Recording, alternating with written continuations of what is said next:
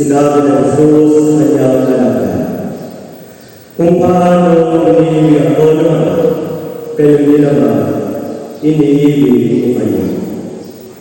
Manatili kayo sa aking pag-ibig. Kung tinutupad ninyo ang aking utos, manatili kayo sa aking pag-ibig. Tulad ko, tinutupad ko ang utos sa aking Ama, at ako'y nananatili sa kanyang pag-ibig. Sinasabi ko sa inyo ang mga bagay na ito upang makahati kayo sa kagandahan ko at malubos ang inyong kagandahan. Ito ang aking utos, mapibigyan kayo gaya ng pag-ibig ko sa inyo. Ang mapuning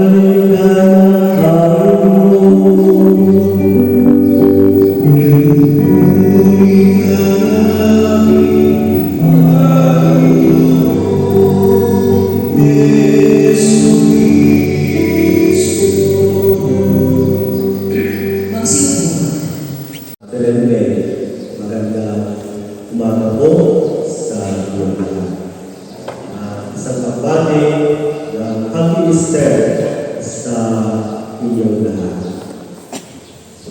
Sa pagdiriwang natin ito, ang ating Panginoong binasa ay tungkol po sa sinabi ng Panginoong Jesus. Mag-ibigan kayo sa lupa, ipinakita niya ang pag-ibig ng Diyos. Ang kanyang ipinakita yung pagsama niya sa amin. Isa po sa karakteristik ng pag-ibig, yung umiibig na ganyan ng presence niya sa kanyang lupa. Maraming sa panahon natin na tayo dahil sa trabaho, pero na-interest sa ulang niya sa social media, sa araw, pwedeng magkakaroon ng connection, magkakaroon ng communication sa pamamagitan ng social media. Pero ganun pa man, kaya ako natin tapos tayo ang natin na virtual, hindi yan na klaseng presence niya.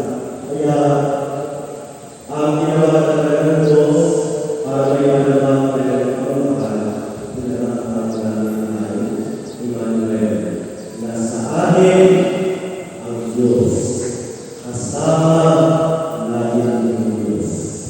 At pati sa simbahan, ang tawag ng ating simbahan ay pagsama-sama, pagdalaman. Ayun po, lagi hindi sa paniwalay, pagsasama ang ginagawang kanyang pamamahan. Kaya ito po ang ginagawa ng Diyos sa atin.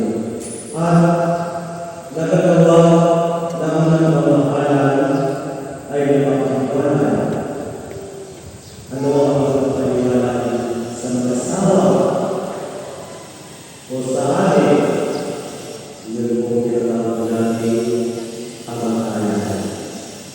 Walang tao, kaya sabihin natin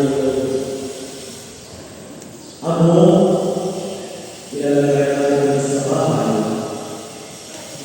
pero iwan tayo hindi na katulad ng ginagawa natin. Kaya, ang pinakapanitigan ng pagkakawalay sa atin, masama tayo. Sino naman tayo? Nakasama natin wala. Kapag naman tayo, wala na yun sa pamamagitan. Pero sa pag-ibig ng Diyos, sino ang makapaghiwalay sa pag-ibig ng Diyos? Tatapa na mayaman. Siya ay muli nabuhay upang tayo patuloy na samahan. At yan, patuloy ang iyang pagsasama sa atin. Kaya ang gospel yung ang gospel natin. Akala ng dalawang wala na sa Jesus. Ang San Juan, yung tawag sa kulay sa kanila, Mandilan, may boundary, may hangganan. Pagtawid mo ng kulay, ang hangganan, bila San Juan, bila ay Santiago. So, may hangganan. Pero sa pagpapahal, yun na, hindi kayo makikita yung hangganan kayo sa pamamahala.